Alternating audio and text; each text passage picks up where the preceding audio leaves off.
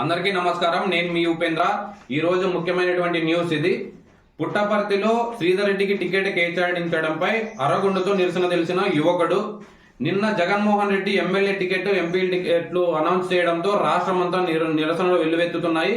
ఇందులో భాగంగా ముఖ్యంగా పుట్టపర్తిలో శ్రీధర్ రెడ్డికి టికెట్ కేటాయించడంపై తన ముఖ్య అనుచరుడు, తన దగ్గర వర్క్ చేసిన వ్యక్తి, సజ్జల రామకృష్ణారెడ్డి బంధువు అయినటువంటి ఒక యువకుడు పుట్టపర్తి నడిబొడ్డున సత్యమ్మ గుడి ముందర ఒక అరగుండు గొరిగించుకొని మీసం దీవించుకొని నిరసన వ్యక్తం చేశాడు. ఏదైతే 900 కోట్లు బ్యాంకులకు కన్నమేసి నిరుపేదల భూములు లాక్కొని అక్రమాలు, దౌర్జన్యాలు చేసినటువంటి శ్రీధర్ రెడ్డికి మళ్లీ తిరిగి ఎమ్మెల్యే టికెట్ కేటాయించడంపై ఆయన నిరసన వ్యక్తం చేస్తున్నాడు. మరోపక్క పల్లె రఘునాథ్ రెడ్డి కుటుంబం నిత్యం ప్రజలకు అందుబాటులో ఉంటూ కష్ట నష్టాల్లో వాళ్ళకు తోడుగా ఉంటూ ఎన్నో సేవా కార్యక్రమాలు చేసినారు.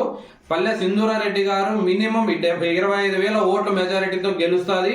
నీకు ఎమ్మెల్యే శ్రీధర్ రెడ్డికి టికెట్ అనౌన్స్ చేస్తానే ముఖ్య అనుచరులే గుండు కొట్టించుకుంటున్నారంటే వచ్చే ఎలక్షన్ లో ఓటమి ఎంత ఘోరంగా ఉంటుందో అర్థం చేసుకోవచ్చు. శ్రీధర్ రెడ్డికి డిపాజిట్లు కూడా దక్కవని పల్లె సింధూరారెడ్డి గారి విజయం తథ్యమని ఈ సందర్భంగా తెలియజేస్తున్నాను. జై తెలుగుదేశం, జై